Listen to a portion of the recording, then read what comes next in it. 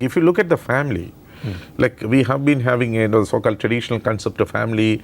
We had an extended family, joint family sort of in the stories. But now if you look at the Indian family system, of course I would say it's more like e-family.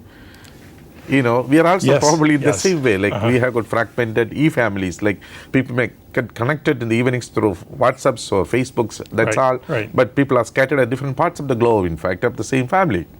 So the kind of family what we had is no more. I would say in Indian families at a crossroad in that sense. So would you say that probably we are also going to have the same kind of a picture what the US is experiencing at the present moment regarding the schizophrenics and other mental health issues? No, that's a very good question. And that's something I hope to also keep in, I want to keep in my sights when I'm doing my research here in Kerala. Yeah, I think that while the family may be an advantage, that may be changing here. Yeah, India may be losing that advantage. So I would say from extended family to e-family. From extended family to e-family, yeah, exactly. I mean, this question to still be, are ill people taken care of by the family here, even if there's an e-family? And I think there's probably to some degree class difference. I know families in Kerala who I've known for a long time, and some of them are split up in the Gulf and in the U.S. and Australia. But also that's middle class families. I don't know about but at the same day, working class. One more thing you'll have to watch and observe is that there is always a kind of movement from lower class to middle class also. That process is also already on. If you make a comparison between the number of people who were in the lower class and number of people in the middle class in the past, maybe some 10 years back, and if you make say similar kind of comparison with the present situation, I'm sure that there is an increase of middle class more comparing with the lower class. You think it's growing? I don't. That's a quite of, for example, in terms of the purchase. The purchasing capacity of the people, purchasing power, the living standards, so-called, quote unquote. And if you look at on basis of these variables, definitely you will see that more people are changing from lower class into middle class. Are they changing their lifestyles though? Are they breaking them up from the extended family? As a part of that, definitely they do change their lifestyles. No, I think these are important issues to watch to see how these changes. I think they'll take some time to unfold because I know I've spoken to economists, anthropologists, and sociologists who have also argued that India's tremendous economic growth has mostly benefited the middle class and the people on the top, and that there's a large mass whose lives are unchanged. And that's not good, but also the polarization definitely seems to be increasing between the haves and have-nots. That may be happening. Actually, I spoke to a professor at the University of Hyderabad saying, who claims that increasing polarization is going on.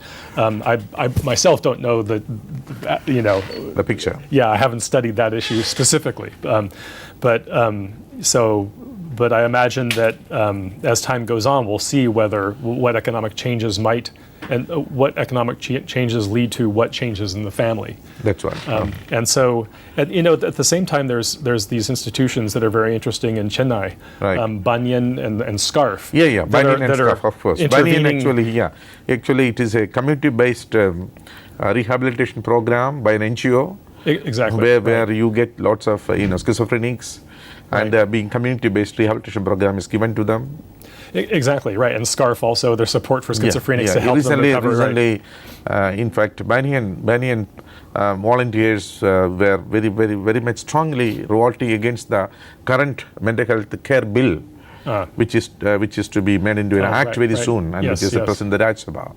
And actually, the work at Banyan and SCARF shows how social cultural factors are so strong. I mean, these people are not just given medications like many are, but they're given job rehabilitation and other social supports which have been very helpful to them. So I think these supported employment, and they do give lots of psychosocial interventions.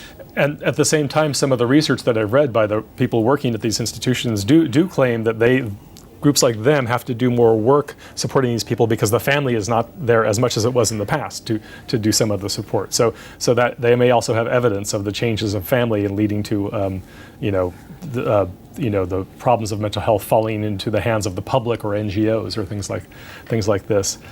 This also reminds me that one of the researchers, Dr. Tara at SCARF, one of her studies with her colleagues showed a very high rate of marriage among schizophrenics, which was astonishing compared to the West. That most schizophrenics, I believe the rate was above 70%. Studied in Chennai, eventually get married. Okay. Whereas in the U.S., it's a small minority of people who are schizophrenics. Even about that 70% marriage, has there been a split, like between males and females? There is a male-female difference. Off the top of my head, I forget what it is. I think it was easier for men to marry, but I believe that even for women, they were still doing better than in the West in terms of remarriage. So that's another way in which India, did surprisingly, and I would say still inexplicably well. I mean, why is it that it's so easy to get married after being schizophrenic when in the U.S. you're just believed to be just committed, you're going to be living in the streets and in institutions, and you're going to be alone. It's a very different cultural situation for schizophrenics in the two countries. Now, another important thing what comes to my mind is adolescent and child psychiatry and culture. For example, now there is a lots of increase in the prevalence rate of so-called ADHD children.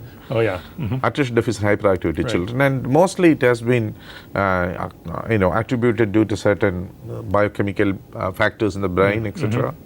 But I think the Bowman, who was a veteran neurologist in the National Institute of Mental Health, US, strongly said that actually, this is a pseudonym, ADHD, and he was attributing this, ADHD, so-called ADHD symptom, attention deficit hyperactivity symptom, mostly to parenting styles, punishment, and so much of stress, etc. Or lack of punishment. Exactly. Now, how do you look at this particular aspect? ADHD, is it something to do with especially so much of preponderance or the increase of ADHD is mostly something to do with the socio-cultural factors or biology?